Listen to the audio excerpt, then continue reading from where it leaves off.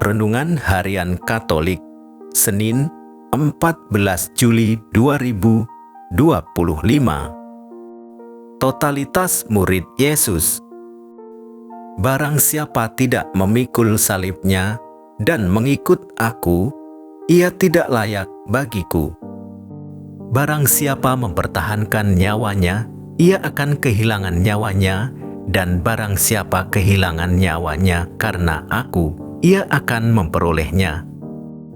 Matius bab 10 ayat 38 sampai 39.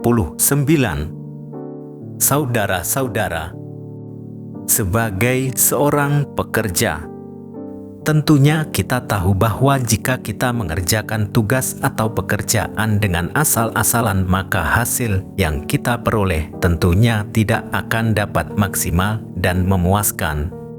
Dan tentunya jika kita menjadi pimpinan, kita pasti mengharapkan hasil yang memuaskan dan apa yang dikerjakan oleh anak buah. Injil hari ini, Yesus menuntut kita sebagai murid-Nya untuk melakukan kehendak-Nya dengan penuh totalitas dan kesungguhan. Yesus menggambarkan tuntutan totalitas yang diinginkan oleh Dia juga membawa dampak bagi orang lain. Yesus menuntut kita untuk mencintai Dia lebih dari segala apa yang ada di dunia. Yesus juga menuntut kita untuk memanggul salib kita sendiri, seperti apa yang dilakukan oleh-Nya.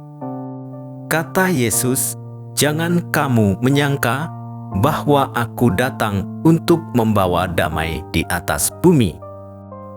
Yesus datang bukan untuk membawa damai, melainkan pedang. Pilihan mengikuti Yesus rupanya tidak dapat setengah-setengah. Ada saatnya orang harus berani meninggalkan orang-orang yang dikasihinya selama ini untuk mengikuti Yesus. Damai tidak berarti membiarkan atau memberikan toleransi suatu kesalahan karena seseorang memenuhi tuntutan yang diajukan.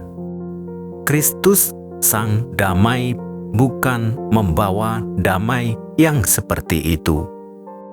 Dia akan melawan orang-orang yang suka mempermainkan hukum untuk melakukan damai semu.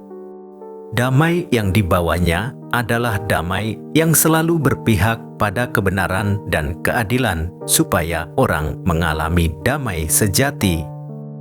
Seringkali damai, sukacita, kebaikan, cinta kasih yang ingin kita bagikan kepada orang lain malah menjadi kita dibenci dan dimusuhi oleh orang lain, entah karena kita dianggap sok tahu atau menggurui. Tetapi itulah sebenarnya salib hidup yang harus kita jalani.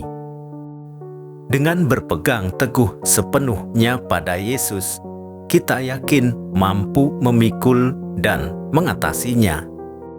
Maka para murid Kristus harus berani memikul salibnya, rela kehilangan nyawanya untuk membela kebenaran dan keadilan demi tercapainya kedamaian yang sejati.